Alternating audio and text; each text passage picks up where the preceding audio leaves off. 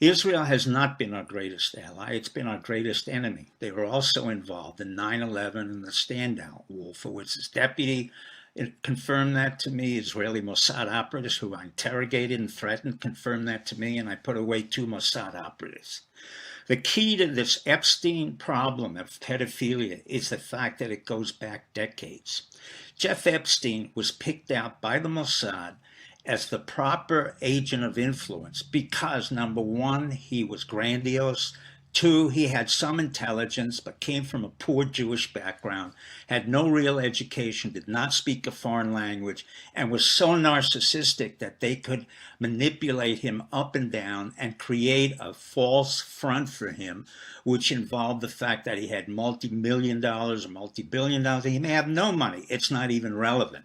But to make sure that Jeffrey Epstein was working properly, they had an operative from the Mossad who was named Maxwell, the daughter of Robert Maxwell, one of the greatest crooks in the world, who was an Israeli Mossad operative. When he died in 1991, he was either killed or he died. He was one of the biggest contributors to Israeli national security of anybody else. So his daughter was the control operative of Jeff Epstein.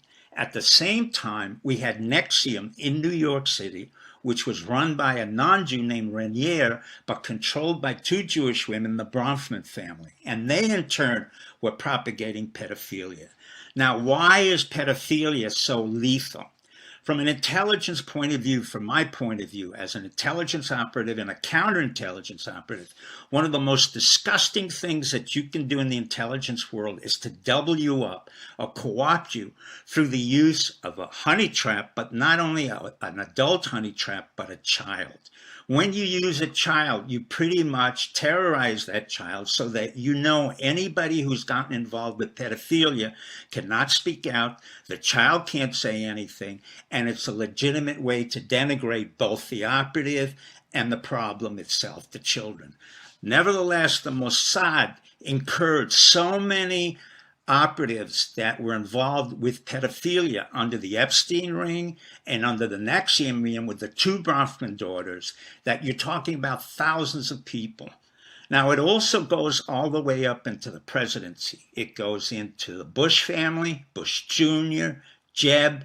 It goes into Clinton's, as we know, Hillary, Bill Clinton, who's a pathological liar to the nth degree, to Obama, who had a history of homosexuality and pedophilia, all the way down to the Bushes and beyond that. So what the Israelis did under the tutelage of 2 brilliant Mossad chiefs, Halevi and Yatom, both of whom used pedophilia as a honey trap to encapsulate any one of our operatives in America. Jeff Epstein was a willing operative. He willingly was involved in pedophilia. The Israelis knew that. They created his storyline. They made believe he was a billionaire. Wexner was the theoretical backup man to him. And ironically, he was in Bear Stearns, which was another corrupt Jewish firm that went under, along with Drexel Burnham, another corrupt Jewish firm. So we have a lot of corruption here, which goes all the way back to 9/11, when we had Jews like Silverstein, who had the lease to the World Trade Center. We had Lowry, we had Lauder, and we had Eisenberg, all of whom were involved in the stand down and the false flag of 9/11. So from 9/11 on, Trump understood that the Israelis had been involved in our intelligence service and in compromising America. He never forgot that. And what he did blatantly was to turn around, and on a certain day, he decided he was going to indict every one of the Mossad operatives, as well as the Israelis, on charges of pedophilia. Not on charges of spying, because that wouldn't work.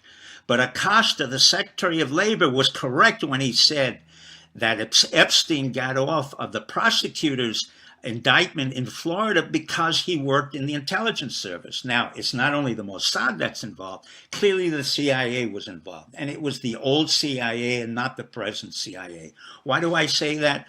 Because the heroes of this picture is not only Trump and the White House, but it really involves what I consider to be my deep state, which is what I've talked about for 20 years, The people at the NSA, the NRO, the NGA, the CIA, the new CIA, and other intelligence organizations, which blew this operation apart over the past 10 to 20 years, because in their NSA sweep of our telephones, or the metadata as they called it, they had picked up Israeli compromises all over the United States and in the world.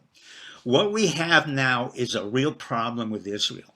And Israel has been placed on notice because our ambassador, the Jewish ambassador there, as well as Kushner, have made a very clear statement.